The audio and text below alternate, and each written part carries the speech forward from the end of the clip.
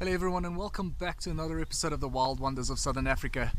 Here today I've got some buffalo friends and I'm here at Rietvlei Nature Reserve close to Pretoria, out birding, and we've been quite lucky. We've had a couple of birds today already.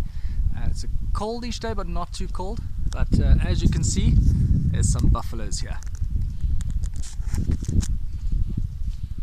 Say hello.